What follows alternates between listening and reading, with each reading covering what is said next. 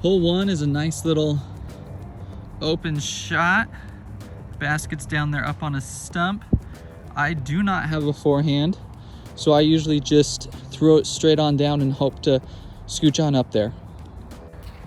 It is a cold and wet day out here in Oregon, as usual. Little drizzle coming down, right, ground's nice and muddy. So tee-pads are gonna be slick. So drive drifted out a little left, probably got about 60 feet up towards the pin. Nice little touch-up shot, shouldn't be an issue. Came up a tad bit short.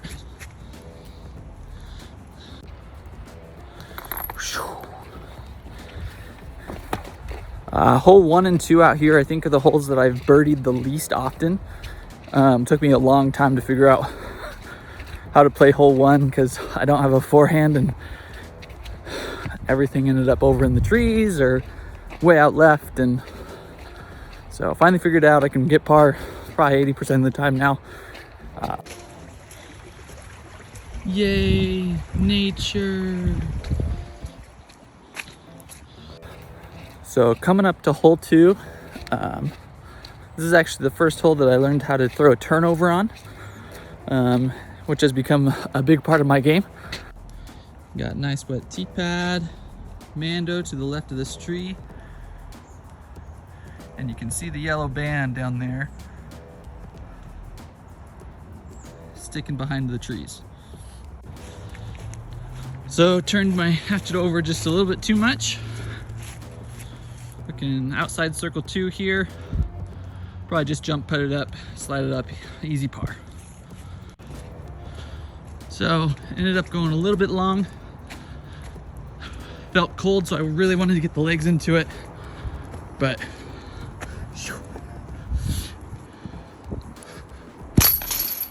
automatic, baby.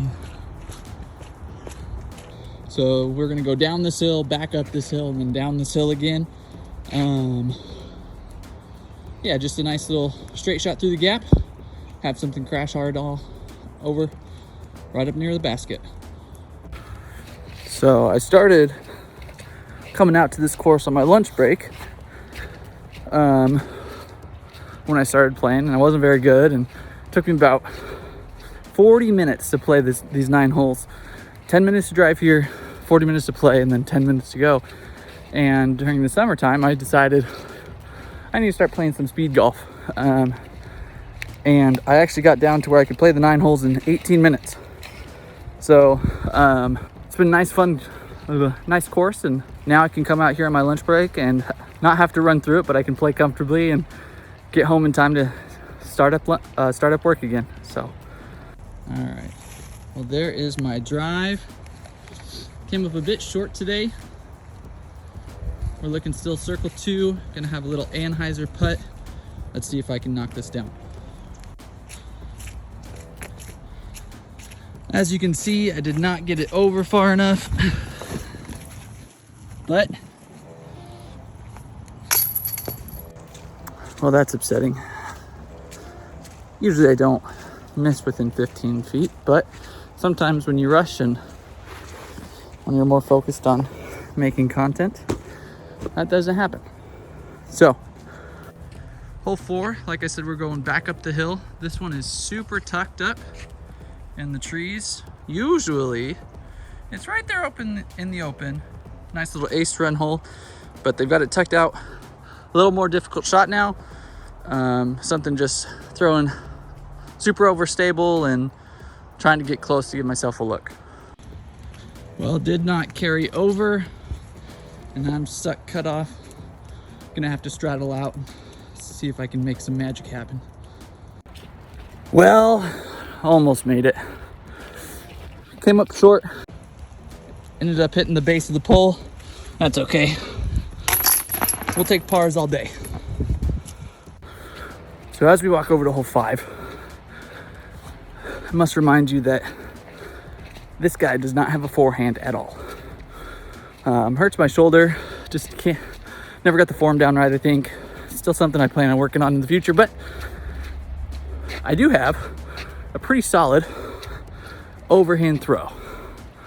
And this is the hole that I use it on the most. We are going down this hill again, and the basket sits, oh, there's the yellow band, over there on the right hand side. Nice little forehand would do the trick, but I'm gonna use probably go thumber here with probably my felon. See if I can't get down and give myself a look. That doesn't happen very often. I threw my disc straight up and down, and I hit this one tree that's a foot wide. Now, where'd that thing go?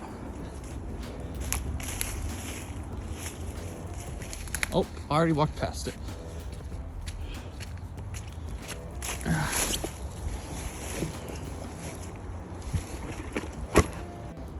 All right, here's the shot.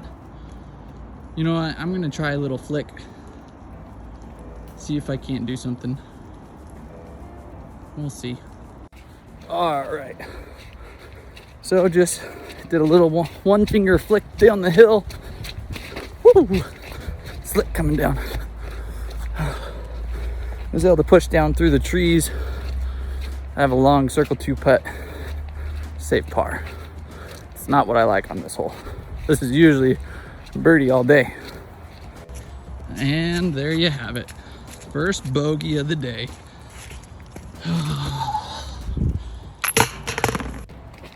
All right. As we walk over to the tee pad of 6, I'll let you know that this is the hole that I've lost the most discs on.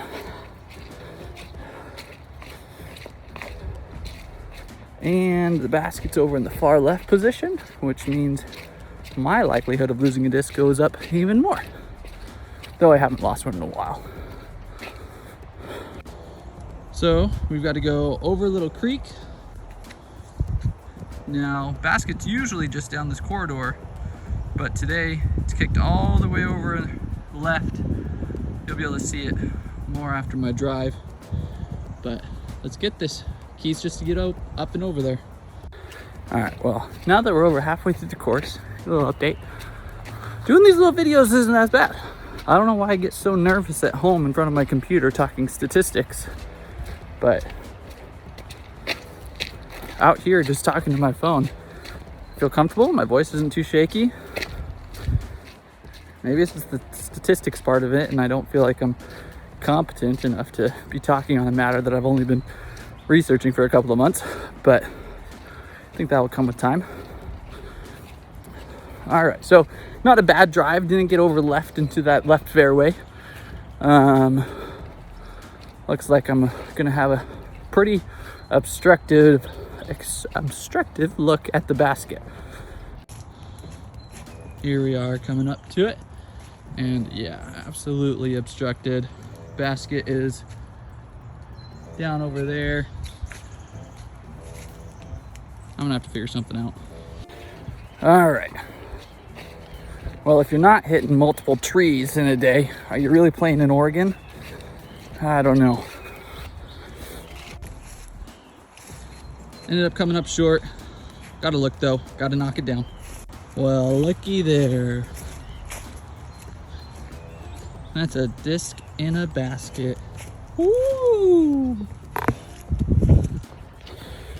So, park out here is going through some renovations. They're doing a park upkeep and doing some changes, big project. And so hole 9 actually had to be moved. We're walking up, so we're actually walking past the tee pad of 9. We'll come back there. It goes way down there. Nice little 170-foot hole. Just gotta make sure you don't get hit by somebody. But coming out, this is the second most open hole on the course, hole 7. Big open field, but they tucked the basket down inside some guardian trees, similar to the first one, just a little bit heavier coverage down by the basket. Usually throw just a nice little straight shot, have it glide down, have a nice circle 1 or circle 2 putt. Well, like I said, tee pads are a little slippy out here today. This one caught me. Ended up throwing way too high, way up here, crashed down over there to the left. Definitely gonna have to putt around some trees, which is normal, but not fun. Yeah, so here's the look. Here's my disc. Well, don't think I'm going through those two trees. Gonna have to try to get something around it. Didn't make it happen, but wasn't a bad look.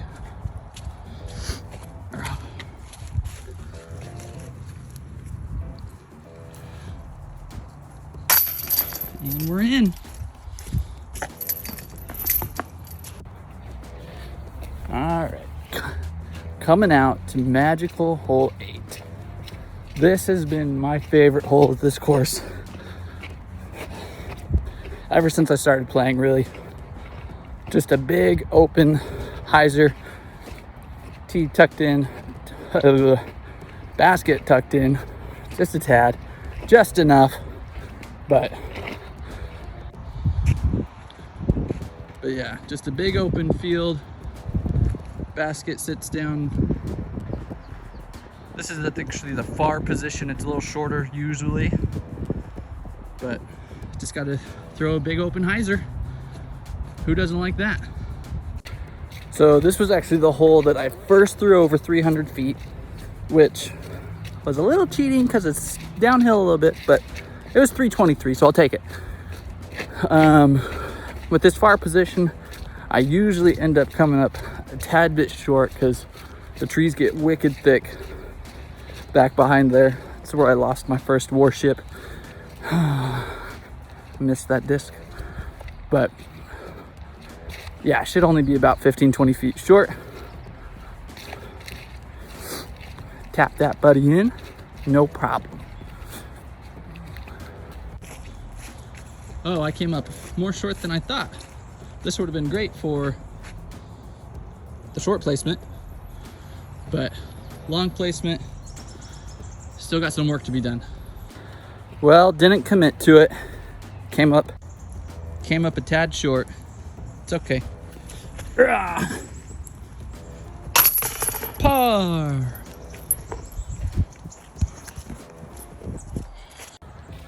All right. A couple of things that I've noticed while out here filming. One, when I'm doing this, I don't take care of my discs as well. I'm gonna have to go home and wipe them all down since they're all wet and muddy. Got a nice new towel for Christmas and hardly used it today. Second, I don't know why I didn't start doing this earlier. Like, I've been playing disc for 1.5 years now, and I always thought about recording rounds and shots and stuff. Carrying a tripod is not something that I'm super interested in doing, but just talking through my shot selection and what's going on, I enjoy it. So back at hole number 9, laser straight shot, low ceiling, lots of stuff on the ground, so skipping it doesn't actually work that well either.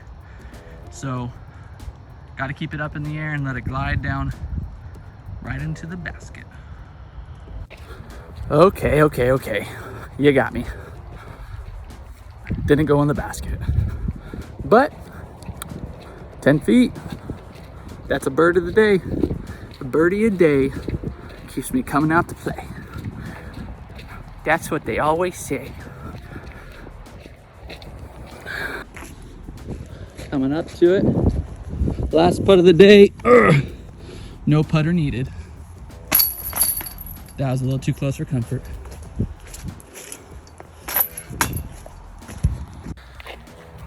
All right, well, thank you very much for coming along with me on a lunch round disc golf at Woodmansee Park.